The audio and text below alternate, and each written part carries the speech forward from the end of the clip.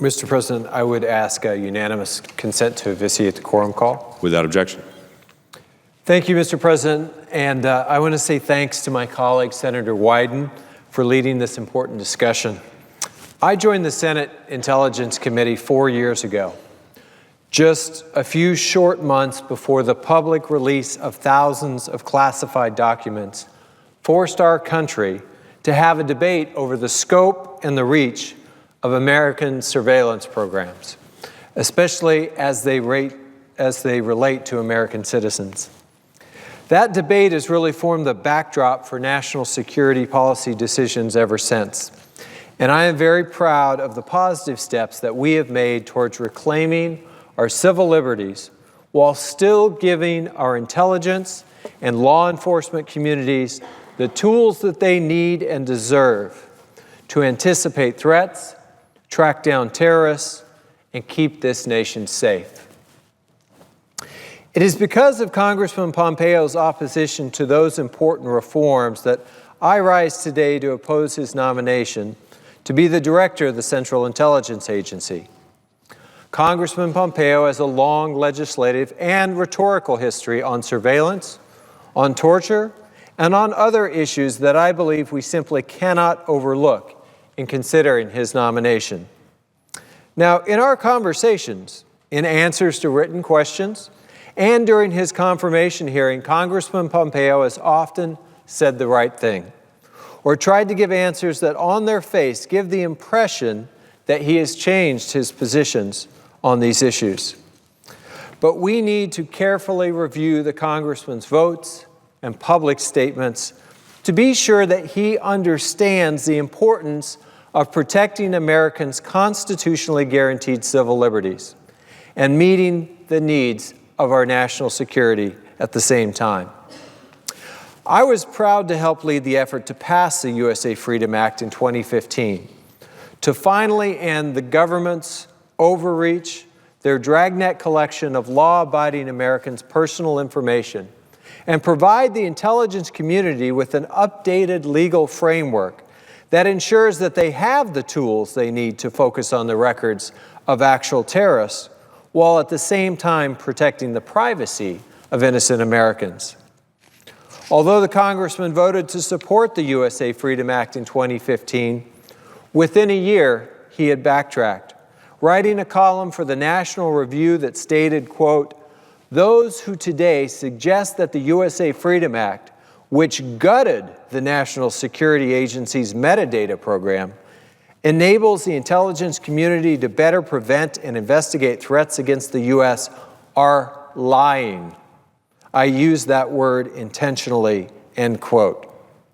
A few weeks later, Congressman Pompeo in the Wall Street Journal wrote, quote, Congress should pass a law reestablishing collection of all metadata and combining it with publicly available financial and lifestyle information in a comprehensive, searchable database, end quote. I think I should read that one more time. Congress should pass a law reestablishing collection of all metadata and combining it with a publicly available financial and lifestyle information in a comprehensive, searchable database. Wow. I think we should unpack that sentence a little bit. First, when asked by Senator Wyden and I to clarify what metadata he believes should be collected, Congressman Pompeo made clear that he was referring to a rollback of the USA Freedom Act and a return to the warrantless and unnecessary collection of billions of communication records from millions of innocent Americans not suspected of any crime. Shortly after Congressman Pompeo's Wall Street Journal column was published, the NSA's general counsel wrote in a column in Lawfare that, quote, largely overlooked in the debate that has ensued is the fact that under the new arrangement, meaning USA Freedom Act, our national security professionals will have access to a greater volume of call records subject to query in a way that is consistent with our regard for civil liberties, end quote. But really, it's the second part of Congressman Pompeo's position that gives me far more concern. What exactly does he mean by calling for the collection of publicly available financial and lifestyle information and placing it in a comprehensive, searchable database? When asked to clarify his proposal, Congressman Pompeo declined. However, I think it's clear from the context of both his columns and his public statements that he believes that the U.S. government ought to be collecting dramatically more private information from innocent Americans who are not under investigation for a crime. Let me be clear. The federal government has no business collecting quote-unquote lifestyle information on its own citizens. And innocent Americans should expect that their private financial data is just that, private. This flies in the face of the Fourth Amendment. And on torture, Congressman Pompeo's record is also clear. He has supported it. Congressman Pompeo thinks that it was a mistake to stop the enhanced interrogation program.